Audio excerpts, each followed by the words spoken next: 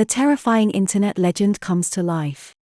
There have always been occurrences in the past that defy our current understanding. When I say we, I'm referring to everyone who has ever seen or experienced anything that defies rational explanation. It's unsettling to think about. After witnessing something so out of the ordinary and terrible, you may worry that no one would believe you no matter how well you explain it, how credible your tale is, or how many specifics you include, including a photograph. There's something like that's been wandering the northeastern United States, and maybe the rest of the world, for quite some time. To be specific, I'm referencing the novel The Rake. Just what is the rake, exactly? The rake is a monstrosity in the animal kingdom. If you come across it, do what I say and keep your distance. It looks like a human, but it's not really a human anymore. It has hairless, pale skin, a slumped profile, and is typically seen walking on all fours, much like Gollum from Lord of the Rings or a farmer from Skyrim.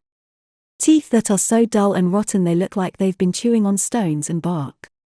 Sunken eyes, as though the monster hasn't slept in 1,000 years or more, and eyes that never sparkle or gleam. There is nothing but darkness in those holes, and those who have looked into them have become transfixed. However, I'm curious as to the origin of the name the Rake. One reason is that many of the people who have fallen prey to it already know that name, as will be shown. They can often tell what it wants to say. Sometimes people intuitively understand, as though the very nature of the thing prompted the realization. The hands are another identifying feature that contribute to the Rake's moniker. Long, bony fingers ending in outstretched claws, a palm rumored to be 6 inches broad, or twice as large as a human's. All that these claws touch is scratched and scored. What year did the Rake first make his appearance? Around 2003, sightings of the Rake multiplied across the northeastern United States, ushering in a period of renewed interest in the creature. Sightings were common throughout New York, but especially in the state's rural areas. I don't see why people are calling this a renaissance. This is due to the fact that the Rake didn't magically appear in 2003. The first mentions of this creature are found in writings from the 15th century. An English sailor, also known as the Mariner, left the oldest recorded account. The year when the Englishmen arrived in the New World was 1691, the same year that William III and Mary II of Britain created the province of Massachusetts Bay. This anonymous sailor writes in his diary, "He came to me in my dream. I became aware of a presence at the foot of my bed. All of it was stolen by him. We had to go back to England. The Rake has requested that we do not return to this area. Tell me about this English colonist's actions. They have no idea." However, it supports the theory that this natural anomaly has been roaming the northeastern United States since before the 13 original colonies were established. Although the Rake is most commonly associated with the Northeast, he has been spotted as far south as Florida. A snippet of a Spanish-language journal from the 1880s describes a person whose nightmares were being disturbed by a monster very similar to the Rake. "I have been through the worst kind of fear. The worst possible fear has struck me. That it causes the most fear I have ever felt. When I close my own eyes, I can see him. They are empty inside. Black. When they found me, they stabbed me. The moisture on his hand. I simply cannot get to sleep at this time." He spoke with a garbled voice. Some people are mesmerized by the creature because of its hollow, dark eyes. Today's tales. A few decades later, in the 1960s, massive technological and cultural shifts were occurring simultaneously. There was a rise in the availability of televisions, and the Beatles were a universally beloved group. But the Rake was still the Rake. There was a man who, it appears, encountered the thing. The only reason we know about this man's incident is that he talked about it in many notes before his apparent suicide. Time capsule alert. This one dates back to 1964. In the final moments of my life, I want to make up for any suffering or regret I may have caused. No one else but him can be held responsible for this. Once I was awake, I could actually feel his presence. Once I awoke to see his silhouette. Once more upon awakening, I found myself staring into his eyes and hearing his voice. I have nightmares every night because I am afraid of what might happen when I wake up. I just can't bring myself to sleep again. Goodbye. Moreover, dearest Linny, I have prayed for you. He referred to you by name. All of the surviving textual narratives share a common thread. The victims experience the apocalypse when they are asleep or otherwise confined to a bed. This is due to the Rake's extreme nervousness. Despite the fact that nearly everyone who comes into contact with the Rake finds their presence repulsive, terrible, and frightening, it is important to keep in mind that the Rake does not typically seek out human beings.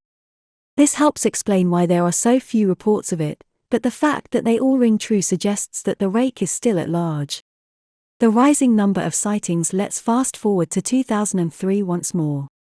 As far as the Rake narrative goes, 2003 is a really odd year. This is due to the high number of reports of the creature's existence in that year. The townsfolk were reporting seeing hairless dogs with human heads and black eyes skulking around. These sightings only occurred at night and were reported primarily in rural areas of upstate New York and the Northeast, with a single probable report from Idaho. The local media covered several of these sightings the way they would cover the discovery of a mangled cow. However, then an odd event transpired. Even for those who were there or read about it in the press, there is now apparently nothing left to indicate that these events ever took place. At first look, these accounts appear to have been altered. But who exactly? Maybe the federal government? The government's interest in a pre-Columbian humanoid appears strange. It's much more likely that this is an instance of the Mandela effect. The Mandela effect, for those unaware, occurs when the universe undergoes a relatively slight alteration that the vast majority of people do not notice, but a small subset of the population does. Named after Nelson Mandela, the former president of South Africa, whose death many believe occurred in the 1980s while he was incarcerated, however it occurred in 2013. It's an outlandish theory befitting an outlandish creature. The Rake's discarded tales. A report from 2006 that was thought to be gone has been found. A woman writes that she experienced the following after returning from a hike at Niagara Falls. I thought my spouse had gotten up at 4 a.m. to use the bathroom, so I woke up with him. I took advantage of the opportunity to reclaim the bedding, but in doing so I roused him. After my eyes had adjusted to the darkness for a fraction of a second, I realized what had triggered the odd response. There was either a naked guy or a giant hairless dog sitting at the foot of the bed, away from us. It seemed like it had been hit by a car, and its body was twisted in an odd way. The creature ran down the corridor leading to the kids' bedrooms after placing a hand on his knee. She continues, when I got to the hallway, the light from the bedroom was enough to see it cowering and hunched over approximately 20 feet away. He whirled around and stared at me, blood all over his face. While my husband and I hurried to help our daughter, the beast darted down the stairs. She suffered severe trauma and never spoke again during her brief lifetime. She referred to him as the Rake in her statement. The mother continues by claiming that her husband hurriedly took their sick child to the emergency room. They were killed when his car plunged into a lake on the way there. She claims the police and residents were sympathetic at first, but ultimately did little to help. People saw it as a straightforward tragedy, a father and daughter who perished en route to the hospital. No one paid any attention to the girl's dying remarks or the claims of a mysterious figure. A new widow's grief over the loss of her spouse and daughter was portrayed in the writing as hysteria. So, what do we know now? Unfortunately, it now appears that we are no closer to figuring out what this object actually is. Be careful if you happen to be in the northeastern United States, especially at night. If you ever have the misfortune to come across it, don't waste your time trying to outrun it since it will easily outrun you. You can only pray that it warns you to get the heck out of there and leaves you with just its name, the Rake. The next steps are entirely up to you.